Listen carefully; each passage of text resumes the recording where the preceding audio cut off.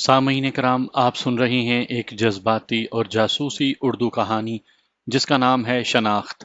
یہ اس سلسلے کی قسط نمبر 5 ہے۔ مجھے امید ہے آپ کو میری یہ کاوش پسند آ رہی ہوگی۔ آپ نے اگر ابھی تک میرا چینل کہانی گھر سبسکرائب نہیں کیا تو ابھی میرے چینل کو سبسکرائب کر کے بیل نوٹیفیکیشن آن کر لیجئے تاکہ آنے والی ہر نئی کہانی کی اطلاع بر وقت آپ تک پہنچ سکے۔ رات انہوں نے بہت بے چینی سے جیسے تیسے بسر کی۔ ابھی تک کسی نے انہیں پانی تک نہیں پوچھا تھا، نہ ہی اس کے بعد کوئی اس کوٹھڑی کے نزدیک آیا تھا۔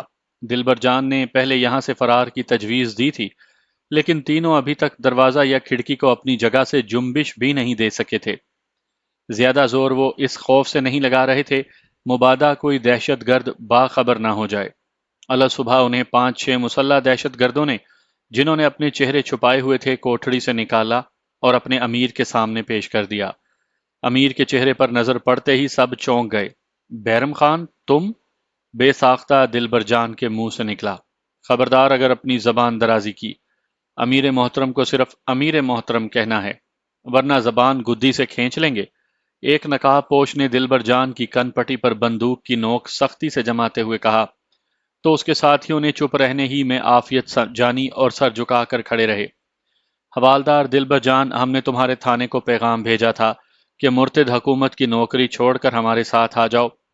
ہم ہر مجاہد کی طرح تمہاری بھی تنخواہ مقرر کریں گے اور تمہیں عزت بھی دیں گے، لیکن تم اور تمہارے ساتھیوں نے ہماری بات نہیں مانی، جبکہ تمہارا ہی ایک سپاہی اب ہمارا مجاہد بن کر ہمارے ساتھ مل کر جہاد کر رہا ہے۔ اب بھی موقع ہے، تم تینوں حکومتی ملازمت پر لعنت ڈال کر ہمارے ساتھ آ جاؤ اور ایک باغی کے بجائے مجاہد کی زندگی بسر کرو۔ بیرم خان نے باری باری ان کی آنکھوں میں جھانکتے ہوئے اپنی بات مکمل کی۔ اگر ہم ایسا نہ کریں تو تم کیا کرو گے؟ دلبر جان کا لہجہ ابھی تک وہی تھا۔ شورا میں تمہارا مقدمہ پیش کیا جائے گا، چونکہ ہم اسلامی حکومت کا اعلان کر چکے ہیں اور مجاہدین کے خلاف، یعنی ہمارے دشمنوں کے ساتھ مل کر خدمات انجام دینے والوں کو سزا صرف اور صرف موت ملتی ہے۔ موت؟ اس کا لہجہ بڑا صفاق تھا۔ بیرم خان، تمہارا دماغ چل گیا ہے؟ غدار اور مرتد ہم نہیں، تم ہو، جو اسلام دشمنوں، ملک دشمنوں کے اشاروں پر ناچ رہے ہو۔ تم سوات کے غیور پاکستانیوں کے ماتھے کا کلنک ہو جو بلا آخر مٹ کر رہے گا۔ اور یاد رکھنا، تم یہ حسرت ہی لے کر دنیا سے جاؤ گے کہ دلبر جان نے جان کے خوف سے تمہاری اطاعت کر لی۔ میں تم پر اور تمہارے تمام ساتھیوں پر لعنت بھیجتا ہوں۔ میں اپنے ملک اور قوم کا آخری دم تک وفادار رہوں گا، چاہے مجھے اس راستے میں موت ہی کیوں نہ آ جائے۔ جیسے جیسے دلبر جان بول رہا تھا، غصے سے اس کی آواز بلند ہو رہی تھی اور بیرم خان کا پارا چڑھتا جا رہا تھا۔ لے جاؤ اس غدار کو، اس کے انجام تک پہنچا دو۔ اس نے اپنے ساتھیوں کو حکم دیا، جو اسے بازوؤں سے پکڑ کر گھسیٹتے ہوئے ایک طرف لے گئے اور وحشیانہ انداز میں مارنے لگے۔ اپنی بساط بھر کوشش کے ساتھ وہ ان کے خلاف مزاحمت کرتا رہا، لیکن کب تک؟ بالآخر وہ بے ہوش ہو کر گر پڑا اور اسے گھسیٹ کر ایک کوٹھڑی میں پھینک کر بند کر دیا گیا۔ بیرم خان نے دوسرے سپاہی کو طلب کیا، اس کا بھی یہی جواب تھا۔ اس نے تو غصے میں بیرم خان کو کھری کھری سنا بھی دی اور جواب میں اس کے ساتھ بھی دلبر جان والا وحشیانہ سلوک کیا گیا۔ لیکن تیسرا عقل مند نکلا، وہ تھانے کا بھی کار خاص تھا، جس نے جذبات کے بجائے عقل سے کام لیا، اور اس نے سوچا اگر وہ تینوں اسی طرح مارے گئے تو ان کے گھر والوں کو تو ان کا پتہ بھی نہیں چلے گا، لہٰذا اپنی جان تو بچائی جائے۔ میں نے تو دونوں کو یہی مشورہ دیا تھا امیر محترم، لیکن یہ لوگ کسی کی بات کب مانتے ہیں؟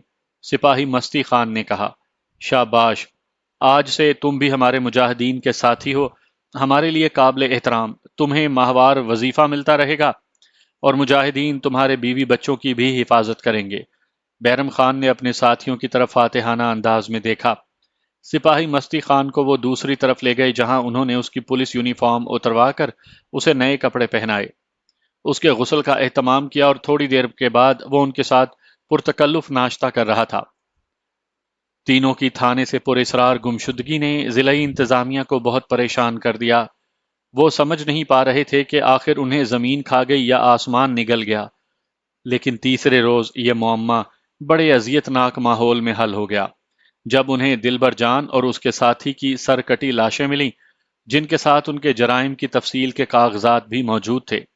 جن میں لکھا گیا تھا کہ دونوں کو مجاہدین دشمن سرگرمیوں میں کردار ادا کرنے کے جرم میں ذبح کیا گیا ہے۔ اس سے پہلے گو کہ بچیوں کے اسکولوں کو دھماکے سے اڑانے کے واقعات ہو چکے تھے، لیکن اس نوعیت کی سفاک دہشت گردی تو کسی کے وہم و گمان میں بھی نہیں تھی۔ سوات کے شہریوں پر سکتہ طاری ہو گیا۔ میڈیا نے شور مچا مچا کر آسمان سر پر اٹھا لیا تھا، اور ٹی وی چینلز پر آنے والا ہر مبصر ایک ہی تکرار کر رہا تھا کہ فوج ان درندوں کے خلاف کارروائی کیوں نہیں کرتی، کیونکہ یہ معاملہ پولیس کے کنٹرول میں نہیں رہا۔ اس سنگین صورتحال نے حکومت کو بھی مجبور کر دیا کہ وہ ان وحشیوں کو لگام دینے کے لیے فوج کو میدان میں اتارے، جس پر بالآخر سوات میں فوج نے محدود کارروائیوں کا آغاز کیا تھا۔ لیفٹیننٹ ولید اور اس کے ساتھیوں کو اس بات کا علم اور احساس بہت اچھی طرح تھا کہ ان کا مقابلہ کس سے ہے۔ بیرم خان گو کہ ایک مقامی شخص تھا، لیکن ان کی آرمی کی تربیت اور اس مشن کے حوالے سے ہونے والی خصوصی بریفنگ میں بتایا گیا تھا کہ کس طرح پاکستان دشمن ایجنسیوں کے ہاتھوں میں یہ لوگ کھلونوں کی طرح کھیل رہے ہیں، اور انہوں نے اپنی دہشت گردی کو جو مذہبی لبادہ اڑا رکھا ہے، وہ بھی ان کی اپنی نہیں بلکہ ان ایجنسیوں کی ذہنی اختراع ہے جو طویل عرصے سے پاکستان میں بدامنی پھیلا کر اپنا خطرناک ایجنڈا پورا کرنے پر تلی ہوئی ہیں۔ تینوں جیپوں میں سفر کرتے ہوئے اس قافلے کو آرمی کے ایڈوانس وائس انٹیلیجنس یونٹ کی طرف سے رہنمائی دی جا رہی تھی۔ یہ وہ لوگ تھے جو دشمن کے درمیان کسی بھی لبادے میں موجود رہتے اور جان ہتھیلی پر رکھ کر اپنا کام سر انجام دیتے تھے۔ انہیں جس مخصوص مقام پر نشاندہی کی گئی تھی، اس سے قریباً 1.5 کلومیٹر پہلے ہی ولید نے گاڑیاں روک کر جوانوں کو نیچے اترنے کا حکم دیا۔ اس نے تینوں جیپیں پہاڑی سلسلے میں اچھی طرح کیموفلاج کر کے چھپا دیں، اور 2 جوانوں کو بھی قریب ہی جھاڑیوں میں ان کی حفاظت کے لیے چھپا دیا، جس کے بعد وہ پھونک پھونک کر قدم رکھتے ہوئے آگے بڑھنے لگے۔ پاکستان آرمی کے بنیادی slogan lead from the front کے مطابق 10 جوانوں اور جے سی اوز میں لیفٹیننٹ ولید سب سے آگے چل رہا تھا۔ اس نے روانگی سے پہلے اپنے ایک جوان کے ساتھ، جو سوات ہی کا رہنے والا تھا، مقامی غریب لوگوں کے روپ میں اس علاقے کی ریکی بھی کر لی تھی، اور حملے کے لیے ایک مخصوص وقت کا تعین بھی کر لیا تھا۔ اب تک گزشتہ 15 روز میں آرمی کے 3 کانوائے کو بارودی سرنگوں کا سامنا ہو چکا تھا، اور اس نے اندازہ کر لیا تھا کہ جس جگہ ان لوگوں نے اپنے خفیہ ٹھکانے بنا رکھے ہیں، اس طرف آنے والے راستے پر بھی یہ بارودی سرنگیں ضرور نصب ہوں گی۔ حوالدار شیر افغن اس وقت حیران رہ گیا جب اچانک اس کے کمانڈر لیفٹیننٹ ولید نے اسے حکم دیا کہ وہ روایتی اور پہلے سے طے شدہ راستے کے بجائے ایک غیر روایتی اور محفوظ راستے سے اچانک دہشت گردوں کے سروں پر پہنچ کر انہیں سرپرائز دیں گے۔ اس نے فوراً کمانڈر کا یہ حکم دوسرے جوانوں تک منتقل کیا، اور دل ہی دل میں لیفٹیننٹ ولید کو داد دینے لگا کہ جس نے معمول سے کچھ لمبا، زیادہ مشکل لیکن محفوظ راستہ اپنایا تھا۔ رات اندھیری تھی اور آسمان بادلوں سے ڈھکا ہوا۔ عام حالات میں تو یہ موسم کوئی اچھا شگون نہیں تھا، لیکن فی الوقت ان کے لیے یہ حالات بڑے سازگار تھے۔ ان کے پاس نائٹ ویژن موجود تھی، اور رات کے اندھیرے میں وہ آسانی سے راستے تراش رہے تھے۔ جیپوں کو چھوڑنے کے بعد سے اب تک وہ قریباً 2 گھنٹے سے مختلف پہاڑیوں اور خطرناک ٹیلوں کو عبور کرتے ہوئے بالآخر لیفٹیننٹ ولید کی طرف سے پہلے سے منتخب کردہ اس جگہ پہنچ چکے تھے جہاں سے انہیں اپنے حملے کا آغاز کرنا تھا۔ حوالدار شیر افغن سے نائٹ ویژن دوربین لے کر اس نے چاروں اطراف کا جائزہ لینا شروع کیا، اور جیسے ہی وہ جنوب کی سمت گھوما، پہاڑی کے دامن میں بنے ہوئے 5-6 مورچہ نما کمرے اسے دکھائی دینے لگے، جو ان دہشت گردوں نے اس طرح درختوں اور پتھروں سے چھپائے ہوئے تھے کہ عام حالات میں کسی کی نظر اس طرف اٹھنے کا سوال ہی پیدا نہیں ہوتا تھا۔ سب سے پہلے اس نے حوالدار شیر افغن اور 2 جوانوں کو اس ٹیلے کے پیچھے پوزیشنز لینے کی ہدایات کی، جو دشمن کے فرار کا اہم راستہ تھا، اور انہیں ہدایت کی کہ انہوں نے فائرنگ کا آغاز تب کرنا ہے جب اندر گھیرے میں آئے دہشت گردوں کو یقین ہو جائے کہ یہ سمت محفوظ ہے، اور وہ فرار ہونے کے لیے اس راستے کا انتخاب کریں۔ اس کے بعد نائک حسن شاہ کے ساتھ 2 جوان مشرق کی سمت اس مقام پر پوزیشن سنبھالنے کے لیے پر تولنے لگے جو بالکل ان محفوظ مورچوں کے اوپر تھی، اور لیفٹیننٹ ولید نے خود 2 جوانوں کے ساتھ دہشت گردی کے بالکل سامنے والی پوزیشن لی، جہاں دست بدست لڑائی کے امکانات بھی ہو سکتے تھے۔ اس کے جوانوں اور حوالدار شیر افغن نے دبی دبی زبان میں اس سے متعدد مرتبہ کہا تھا کہ وہ اس طرح انتہائی خطرناک پوزیشن نہ لے، لیکن ولید نے انہیں سختی سے منع کر دیا۔ یہ اس کی زندگی کا پہلا باقاعدہ مارکا تھا۔ اس سے پہلے اس نے درجنوں مرتبہ حملے کرنے، حملہ روکنے، گھات لگانے اور گھات لگانے والے دشمن کے درمیان اچانک پھنس جانے کی صورت میں اختیار کی جانے والی حکمت عملی کی مشقیں کی تھیں، لیکن وہ سب جنگی مشقیں تھیں۔ اسے اپنی اکیڈمی کے وہ دن یاد آ رہے تھے جب انہیں بالکل اسی طرح پہاڑی علاقے میں چھپے دشمن پر گھات لگا کر حملہ کرنے یعنی ایمبوش کی طرح تربیت دی جاتی تھی، اور ان کے استاد ان کے سروں پر اچانک فرشتوں کی طرح نازل ہو کر ان کی اور گنز کی پوزیشنیں درست کروانے کے ساتھ ساتھ وہ روایتی طنزیہ جملے بھی کس دیا کرتے تھے جو وہ عرصے سے سنتے آ رہے تھے۔ آج اسے شدت سے اپنے محترم استاد نائب صوبیدار ولی خان یاد آ گئے، جنہوں نے ایک ایسی ہی جنگی مشق کے دوران زمین پر پوزیشن لیے سینئر کیڈٹ ولید کی ٹانگوں کے درمیان کا فاصلہ کم کروانے کے لیے قدرے غصے میں زمین پر اکڑو بٹھا کر اسے کہا تھا، صاحب، حاملہ عورتوں کی طرح نہیں، جوان مردوں کی طرح پوزیشن لو۔ یہاں جو کچھ سیکھ رہے ہو ایسا کبھی نہ کبھی ہوگا ضرور۔ اور اس نے فوراً اپنے تھکن سے چور بدن کو کس کر جوان مردوں والی پوزیشن لے لی تھی۔ آج بے اختیار اس کے دل میں اپنے اس ڈھلتی عمر کے نائب صوبیدار کے لیے احترام اور عقیدت پیدا ہو رہی تھی، اور وہ دل سے دعا کر رہا تھا کہ اپنے استادوں کے لیے شرمندگی کے بجائے فخر کا باعث بنے۔ اس کے ساتھیوں کو بھی اس بات کا علم تھا کہ کمپنی کمانڈر صاحب پہلی باقاعدہ لڑائی لڑنے جا رہے ہیں۔ روانگی سے پہلے سب نے دعا کے لیے ہاتھ اٹھائے۔ نائک سید حسن مراد شاہ نے بھرائی ہوئی آواز میں اللہ سے کامیابی اور فتح کے لیے دعا کی، اور دعا کے خاتمے پر سب نے باری باری اپنے کمانڈر سے ہاتھ ملا کر زندگی کے پہلے مارکے میں سرخ روئی کے لیے نیک تمناؤں کا اظہار کیا، اور اللہ کی عظمت کا اقرار کر کے میدان کارزار میں کود گئے۔ روانگی سے پہلے سب نے اپنی گھڑیوں میں وقت ملا لیا تھا۔ رات کے ٹھیک 3:30 بجے اس نے اللہ اکبر کی للکار کے ساتھ حملے کا آغاز کیا۔ اس کے ساتھ موجود لانس نائک سلیم باجوہ نے اپنے گرنیڈ سے یکے بعد دیگرے گولوں کی بارش کی، جس کے ساتھ ہی نائک حسن مراد شاہ کی LMG دشمن پر قہر برسانے لگی۔ اس کے دونوں ساتھی بڑھ چڑھ کر حملے کر رہے تھے، جبکہ لیفٹیننٹ ولید نے خطرناک حد تک دہشت گردوں کے نزدیک پہنچ کر پہلے ان کی طرف 3 بار گرنیڈ اچھالے، پھر اپنی گن سے ان پر آگ برسانے لگا۔ لانس نائک سلیم باجوہ نے اندازہ لگا لیا تھا کہ اس کا کمانڈر بہت خطرے میں ہے۔ اس نے سپاہی بشیر خان کو، جو اس سے کچھ فاصلے پر LMG سے فائرنگ کر رہا تھا، اشارے سے کمانڈر صاحب پر نظر رکھنے کی ہدایت کی اور اپنے کام میں مصروف ہو گیا۔ سپاہی بشیر خان زمین پر تیزی سے کرالنگ کرتا لیفٹیننٹ ولید کے پہلو میں اس طرح آ گیا تھا کہ اس کی طرف آنے والی کوئی بھی گولی اس کے کمانڈر کے بجائے بشیر خان کو لگتی۔ بشیر خان، پیچھے ہٹو، ولید نے اسے سختی سے کہا، لیکن بشیر خان نے ایسا تاثر دیا جیسے اس نے آواز ہی نہ سنی ہو۔ وہ دشمن اور اپنے کمانڈر کے درمیان دیوار بنا رہا، یوں بھی اب ان پر جوابی فائرنگ شروع ہو چکی تھی۔ ولید دوسری طرف سے آنے والی فائرنگ کی آوازوں سے حیران رہ گیا، کیونکہ دہشت گرد ایسے جدید اور آٹومیٹک ہتھیاروں سے فائرنگ کر رہے تھے جن کی ان کے پاس موجودگی کا تصور بھی نہیں کیا جا سکتا تھا۔ خدا خدا کر کے حوالدار شیر افغن کی انگلیوں کو قرار آیا جب اس نے 4-5 دہشت گردوں کو اس محفوظ راستے کی طرف بھاگ کر آتے دیکھا جہاں وہ بڑی بے صبری سے ان کا انتظار کر رہا تھا۔ جیسے ہی وہ شیر افغن کی رینج میں آئے، اس نے اپنے دونوں جوانوں کے ساتھ انہیں اپنی زد میں لے لیا۔ پہلے چاروں منہ کے بل زمین پر گرے اور دوبارہ اٹھ نہ سکے۔ حملے کے لیے متعین وقت کے انتخاب نے لیفٹیننٹ ولید کو اس بات کا یقین دلا دیا کہ اس علاقے کا انٹیلیجنس یونٹ بہت متحرک اور باخبر ہے۔ شاید آج یہاں کوئی اہم اجتماع تھا، کیونکہ قریباً پون گھنٹے تک چلنے والی اس لڑائی کے اختتام پر جب لیفٹیننٹ ولید اپنے جوانوں کے ساتھ اندر پہنچا تو مزاحمت ختم ہوئے قریباً 15-20 منٹ ہو چکے تھے، جس کے بعد اسے یقین ہو چلا تھا کہ مزاحمت کار ختم ہو گئے ہیں، لیکن اپنی تربیت اور احتیاط کے پیش نظر اس نے قریباً 15 منٹ کے بعد اپنے 5 ساتھیوں کے ساتھ مکمل SOP احتیاطی تدابیر اختیار کرنے کے بعد اندر داخل ہونے کا فیصلہ کیا تھا۔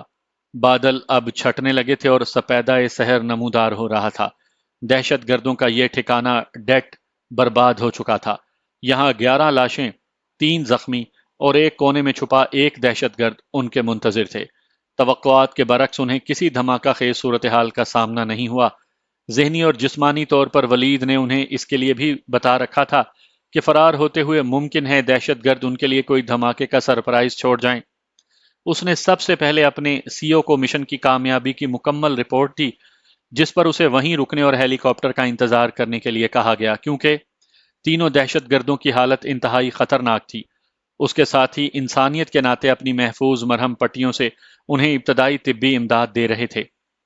اس دوران وہ اس واحد دہشت گرد کی طرف بڑھا جسے دونوں ہاتھ کمر کے نیچے باندھ کر حوالدار شیر افغن نے ایک طرف بٹھایا تھا۔ اس کی آنکھوں پر پٹی بندھی تھی اور ایک جوان اس کے سرہانے گن لیے کھڑا تھا۔ کیا نام ہے تمہارا؟ اس نے دہشت گرد کے نزدیک پہنچ کر کہا۔ سر پہلے میری آنکھوں سے پٹی اتاریں، نام بھی بتا دوں گا۔ دوسری طرف سے جواب ملا۔ اوئے، کیا بکواس کر رہا ہے؟ سر نے نام پوچھا ہے۔ جوان نے اسے ہلکی سی ٹھوکر مارتے ہوئے کہا۔ اچانک ہی اسے کچھ یاد آ گیا تھا۔ اس نے چونک کر اپنے جوان کی طرف دیکھا۔ وحید، اس کی آنکھوں کی پٹی تو کھولو۔ وحید نے ایک لمحے کے لیے اپنے کمانڈر کی طرف دیکھا اور دوسرے ہی لمحے اس کی پٹی کھول دی، جس کے بعد دہشت گرد نے 3-4 مرتبہ زور زور سے آنکھیں جھپکائیں اور اس بات کا یقین کرنے کے بعد کہ اس کے سامنے کمپنی کمانڈر ہی کھڑا ہے، اس کی طرف دیکھ کر سر سے عجیب و غریب اشارہ کیا۔ اوکے، بے ساختہ اس کے منہ سے نکلا۔ پھر وہ جوان کی طرف متوجہ ہوا۔ تم جاؤ اور شیر افغن صاحب کو ادھر بھیجو۔ جوان کو کچھ سمجھ تو نہ آئی، لیکن وہ دوسرے ہی لمحے الٹی سمت گھوم گیا۔ مستی خان نام ہے میرا سر، دہشت گرد نے اسے اکیلے دیکھ کر کہا۔ شاباش، ویل ڈن، ولید نے مسکراتے ہوئے کہا اور شیر افغن پر نظریں جما دیں جو اس طرف آ رہا تھا۔ یہ ہمارا مہمان ہے، اس نے شیر افغن سے کہا، میرے ساتھ رہے گا۔ یس سر۔ شیر افغن فوراً ساری سچویشن سمجھ گیا۔ اسے یاد آ گیا کہ مشن روانگی سے قریباً آدھا گھنٹہ پہلے ان کی بٹالین کے انٹیلیجنس والے کیپٹن چیما صاحب نے انہیں ایک کونے میں لے جا کر کچھ بریفنگ دی تھی۔ اس کا اندازہ بالکل صحیح تھا۔ مستی خان نے اگلے 10-12 دن میں ہی بیرم خان کا اعتماد حاصل کر لیا تھا، اور ایک روز وہ اس کی اجازت سے جب رات کو چوری چھپے گھر والوں سے ملنے گیا تو اصل میں وہ گھر والوں سے نہیں، آرمی انٹیلیجنس والوں تک رسائی حاصل کرنے گیا تھا۔ اسے ان کے خفیہ دفتر کا علم تھا۔ مستی خان کی ملاقات یہاں CO صاحب سے کروائی گئی، جنہوں نے اس کی عظیم قربانی اور خدمت کے لیے نہ صرف اس کا شکریہ ادا کیا بلکہ اس کے لیے خصوصی مراعات اور انعامات کا وعدہ کرنے کے بعد اسے بریف کر کے واپس جانے دیا۔ مستی خان تھانے میں کار خاص ہونے کی وجہ سے وائرلیس آپریٹر بھی تھا، اور کرنل صاحب نے اسے ایک مخصوص فریکوینسی سے آگاہ کرنے کے بعد سمجھا دیا تھا کہ وہ محفوظ ترین طریقے سے کس طرح پیغام رسانی کر سکتا ہے۔ انہوں نے بطور خاص مستی خان کو گلے لگا کر اس کا شکریہ ادا کیا جس نے ملک و قوم کے لیے رضاکارانہ خدمات کی پیشکش کی تھی۔ مستی خان نے انہیں بتایا تھا کہ ان درندوں نے اس کی آنکھوں کے سامنے ان کے ساتھیوں کو ذبح کیا تھا، اور اس نے قسم کھائی ہے کہ ان شہادتوں کا گن گن کر بدلہ لے گا اور ان کی مکمل بربادی تک اپنے گھر کو واپس نہیں لوٹے گا۔ CO صاحب نے اسے گلے لگا کر رخصت کیا تھا۔ مستی خان بڑی کامیابی سے گزشتہ 1.5 ماہ سے کام کر رہا تھا۔ بیرم خان کے حالیہ ٹھکانے کی خبر بھی اسی نے ہی دی تھی، اور یہ کاروائی بھی اسی کی اطلاعات پر کی گئی تھی۔ یہ اس کی بدقسمتی تھی یا بیرم خان کی خوش قسمتی کہ حملہ آغاز ہونے سے قریباً 2 گھنٹے پہلے وہ یہاں سے نکل گیا، کیونکہ اسے ملک صاحب نے اچانک ایک اہم میٹنگ کے لیے طلب کر لیا تھا۔ ملک صاحب جب بھی پاکستانی علاقے میں آتا یا پھر افغانی علاقے میں ہوتا، اس کی آمد کی خبر کسی کو نہ ہوتی۔ جس شخص سے اس نے ملنا ہو اسے 1.5-2 گھنٹے پہلے خصوصی ٹیلی فون پر پیغام ملتا تھا، جس کے بعد ملک صاحب کا ایلچی اسے لینے آ جاتا۔ صرف اس ایلچی ہی کو ملک صاحب کے ٹھکانے کی خبر ہوتی۔ جس شخص کو ملاقات کے لیے طلب کیا جاتا اسے سختی سے اس بات کی ہدایت کر دی جاتی تھی کہ نہ تو وہ اس ایلچی سے کچھ پوچھے گا، نہ اسے اپنے متعلق کچھ بتائے گا، بس خاموشی سے اس کے ساتھ چلا آئے۔ جس شخص کو ملک صاحب ملاقات کے لیے طلب کرتا، اس بیچارے کو تو اس بات کا علم بھی نہیں ہوتا تھا کہ اسے پاکستانی سرحدوں کے اندر طلب کیا جا رہا ہے یا سرحدوں کے باہر۔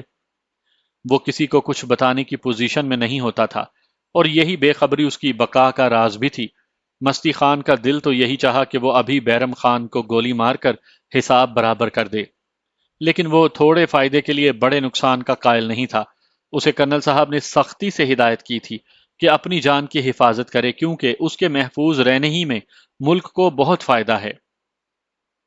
ہیلی کاپٹر آ گیا تھا۔ گرفتار دہشت گردوں کو اس میں منتقل کر دیا گیا، اور اس ہیلی کاپٹر میں ان کے لیے آنے والی چائے سب نے باری باری پی۔ سب جوان لیفٹیننٹ ولید کو زندگی کے پہلے عملی مشن میں شاندار کامیابی پر مبارکباد دے رہے تھے، جس نے اپنی اور شیر افغن کی محفوظ جیب میں موجود بسکٹ بھی گرفتار دہشت گرد کو زبردستی کھلائے تھے، اور اس کے دہشت گرد کے ساتھ حسن سلوک کو دیکھ کر سوائے حوالدار شیر افغن کے باقی سب کو حیرانی ہو رہی تھی۔ واپسی کا سفر شروع ہو گیا۔ اس مرتبہ شیر افغن لیفٹیننٹ ولید اور دہشت گرد قافلے کے آخری حصے میں سفر کر رہے تھے۔ اب انہوں نے اس دہشت گرد کے متعلق سوچنا ہی چھوڑ دیا تھا جسے ان کے کمانڈر صاحب خصوصی پروٹوکول دے رہے تھے۔ اس مرتبہ انہوں نے قدرے آسان اور سیدھا راستہ اختیار کیا تھا، کیونکہ ان کی محفوظ واپسی کے لیے بٹالین سے ایک اور سیکشن ان کی حفاظت کے لیے راستوں پر پوزیشن لے چکی تھی۔ ایک مخصوص مقام پر پہنچ کر دہشت گرد رک گیا۔ بس سر، میرا اور آپ کا اتنا ہی ساتھ تھا، زندگی رہی تو انشاءاللہ پھر کبھی ملیں گے۔ یار معاف کرنا، ہم تمہارے شایان شان کچھ نہیں کر پائے، کاش کبھی دوبارہ تمہاری خدمت کا موقع ملے۔ میرے دوست، تمہاری عظیم قربانیوں کا مجھے علم بھی ہے اور شدت سے احساس بھی۔ میں سمجھتا ہوں کہ اصل میں جہاد تو تم کر رہے ہو۔ جس طرح دشمنوں کے درمیان اپنی جان ہتھیلی پر رکھ کر تم ملک و قوم کی خدمت کر رہے ہو، اس کا اجر اللہ سے تمہیں ضرور ملے گا۔ لیفٹیننٹ ولید نے قدرے جذباتی انداز میں اس کے کندھوں پر ہاتھ رکھتے ہوئے اس کی طرف جھک کر کہا، یس سر، بجا کہا آپ نے۔ شیر افغن نے اس کی تائید کی۔ دونوں نے باری باری گلے مل کر اس سے معانقہ کیا اور جذباتی انداز میں ایک دوسرے سے الگ ہونے کے بعد اچانک وہ ایک دوسری سمت میں مڑ گیا۔ اللہ تمہارا حامی و ناصر ہو، ولید کے دل سے اس کے لیے دعا نکلی۔ تھوڑی دیر کے بعد وہ سب جیپوں کے نزدیک پہنچ چکے تھے، جہاں بٹالین میجر صاحب ان کے استقبال کے لیے موجود تھے۔ انہوں نے سب سے پہلے ولید کو گلے لگا کر اس شاندار کامیابی پر مبارکباد دی، پھر باری باری تمام جوانوں سے گلے مل کر ان کی حوصلہ افزائی کی۔ اب وہ سب اپنے مرکز کی طرف جا رہے تھے۔ ہیڈ کوارٹر پہنچنے پر ولید کے ساتھی افسران نے بھی اسے گلے لگا کر مبارکباد دی، اور اب وہ اس کے اعزاز میں رات کو پارٹی کا اہتمام کر رہے تھے۔ ولید نے سب سے پہلے گھر فون کر کے والدین کو اس کامیابی سے آگاہی دے کر ان کا سر فخر سے مزید بلند کیا۔ پھر وسیم سے رابطہ ہونے پر اسے اپنی کامیابی کی نوید سنائی۔ وسیم نے بڑے جذباتی انداز میں اسے مبارکباد دے کر کہا تھا کہ وہ آج زندگی میں پہلی بار شدت سے اپنی ملک میں غیر موجودگی کو محسوس کر رہا ہے۔ بھائی جان، کوئی بات نہیں، ہم انشاءاللہ جلد اکٹھے ہوں گے۔ کسی بڑی خوشخبری پر آپ کو آنا تو پڑے گا، خواہ کتنے ہی مصروف ہوں۔ اس نے وسیم سے کہا تو نہ جانے کیوں وسیم کو یوں لگا جیسے کسی نے اس کے دل کو مٹھی میں لے کر بھینچ دیا ہو۔ ریجا خان کے لیے اس سے زیادہ خوشی کی خبر اور کیا ہو سکتی تھی کہ سمدانی صاحب اور ان کی بیگم اس کے گھر اپنے بڑے بیٹے کے رشتے کے لیے آ رہے ہیں۔ یہ اطلاع اسے اپنی والدہ سے ملی تھی۔ اس کے والد تو 10 سال پہلے ہی انہیں داغ مفارقت دے کر چلے گئے تھے۔ تب ریجا کی عمر بمشکل 12 سال رہی ہوگی جب انہیں والد کے ایکسیڈنٹ کی موت کی خبر ملی۔ والدہ ایک کالج میں لیکچرار تھیں اور والد سرکاری آفیسر تھے۔ ریجا کے 2 چھوٹے بھائی بھی اس کے ساتھ ہی زیر تعلیم تھے۔ والد کی ناگہانی موت نے ایک مرتبہ تو ان کی زندگی کا شیرازہ ہی بکھیر کر رکھ دیا، لیکن اس کی باہمت، بہادر اور وفادار ماں نے اس گلشن ہستی کو بکھرنے نہیں دیا۔ انہوں نے اپنی تمام تر توانائیوں کے ساتھ معاملات کو سنبھالا، انہیں پڑھایا اور ایک مرد کی طرح گھر کو سنبھالا۔ اس کی والدہ انتہائی خوبصورت اور پروقار خاتون تھیں۔ والد کی موت کے بعد طویل عرصے تک انہیں شادی کے پیغامات آتے رہے، لیکن انہوں نے اپنی زندگی جیسے خاوند کے موت کے بعد بچوں ہی کے لیے وقف کر دی تھی۔ گھر والوں نے بہت زور دیا کہ زندگی کی گاڑی اکیلے گھسیٹنا، خصوصاً آج کے حالات میں، کسی عورت کے بس کا روگ نہیں۔ یہ بڑا ظالم اور بے رحم سماج ہے، لیکن اس اللہ کی بندی نے جب ایک عزم کیا تو پھر مڑ کر نہیں دیکھا، اور اپنے تینوں بچوں کو ہی مقصد حیات بنا لیا۔ اس راستے میں بڑی مشکلات تھیں، لیکن اس کے پائے ثبات کو لغزش تک نہ آئی، اور وہ دن بھی آ گیا جب اس کا بڑا بیٹا انجینئر بن کر ایک غیر ملکی فرم میں اچھی تنخواہ پر ملازم ہو گیا۔ ریجا کو اس نے لاہور کے ایک میڈیکل کالج میں داخلہ دلوا دیا تھا، اور اب وہ اپنا فائنل ایئر کر رہی تھی۔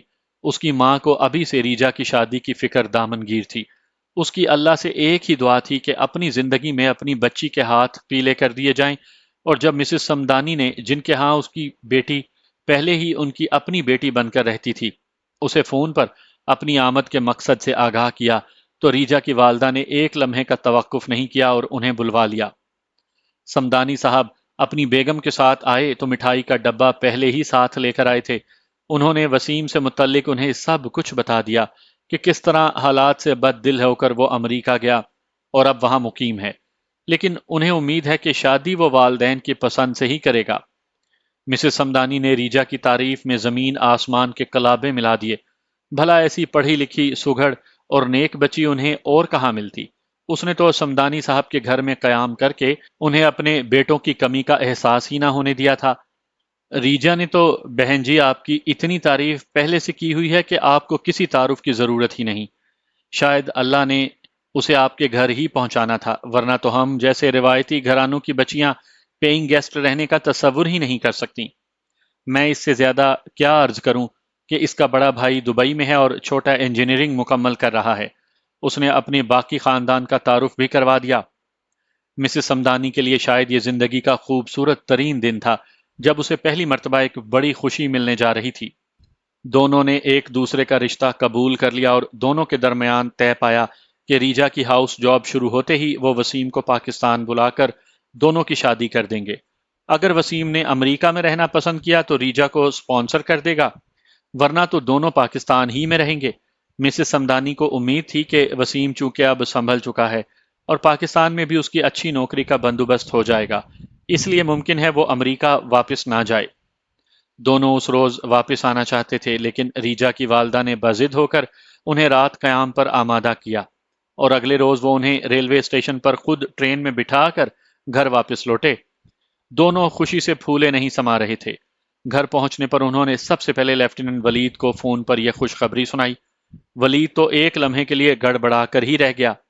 یہ فیصلہ کرنے سے پہلے اس کے والدین نے اگر اس سے پوچھا ہوتا تو وہ ضرور کسی نہ کسی بہانے انہیں روک کے رکھتا، کیونکہ اسے تو وسیم نے تمام حالات سے آگاہ کر دیا تھا، لیکن ابھی اس نے والدین تک اس کی شادی کی اطلاع پہنچانے کی اجازت نہیں دی تھی۔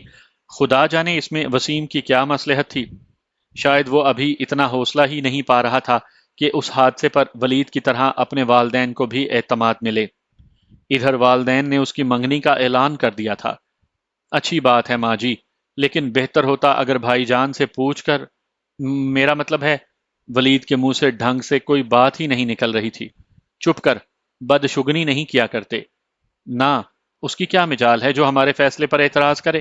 بس کر لی اس نے اپنی مرضی، اب اسے ہماری مرضی سے اگلی زندگی گزارنی ہوگی۔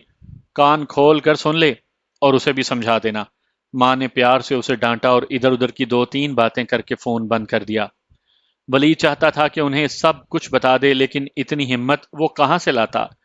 وہ ماں جس نے اپنی زندگی کا ایک ایک لمحہ ان کی تربیت کی بھینٹ چڑھایا، انہیں اس قابل کیا کہ آج دونوں بھائی کامیاب انسانوں کی زندگی جی رہے تھے، اس کے سامنے کیسے زبان کھولے؟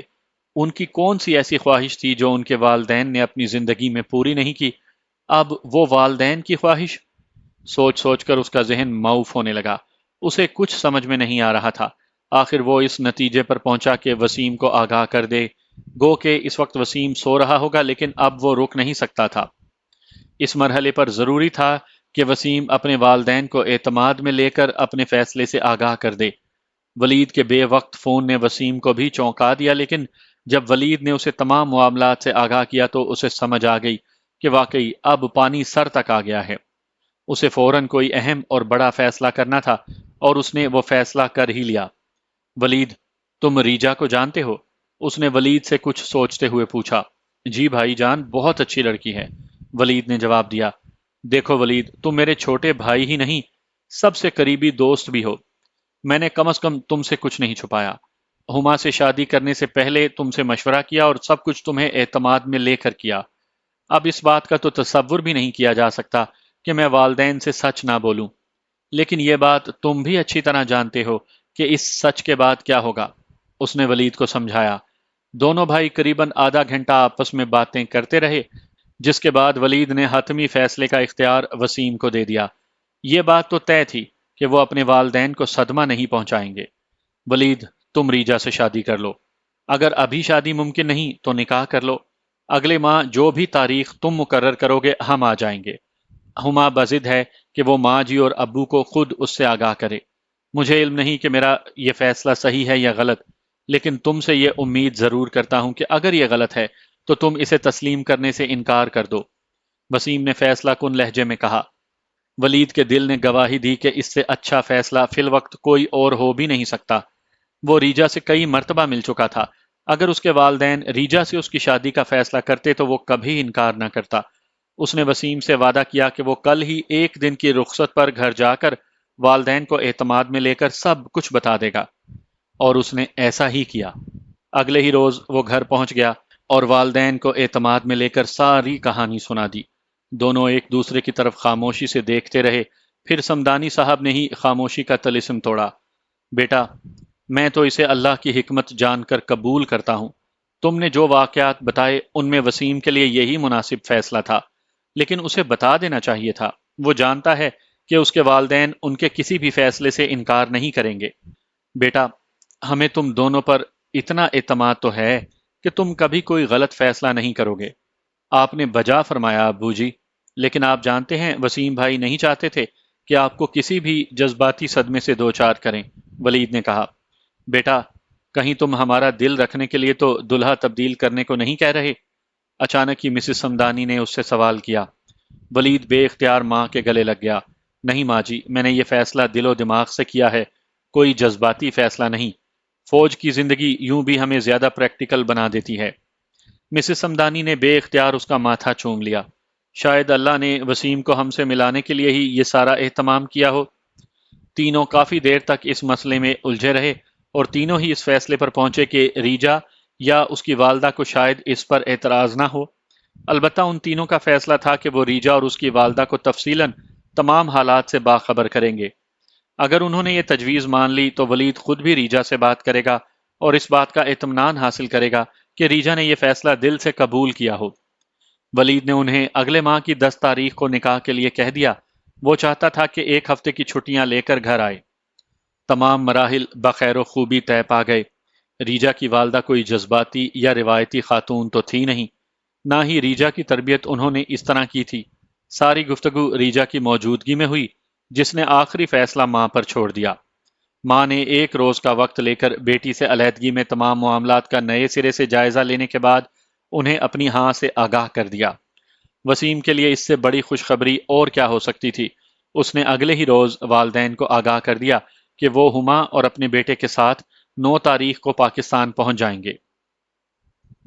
بیرم خان اس وقت مالا کنڈ میں ایک خفیہ ٹھکانے پر موجود تھا جب اسے علم ہوا کہ سوات میں اس کے خفیہ مرکز پر آرمی نے حملہ کیا ہے، جس میں اس کے بیشتر ساتھی مارے گئے یا پھر گرفتار ہو گئے۔ یہ خبر اس کے لیے چونکا دینے والی تھی۔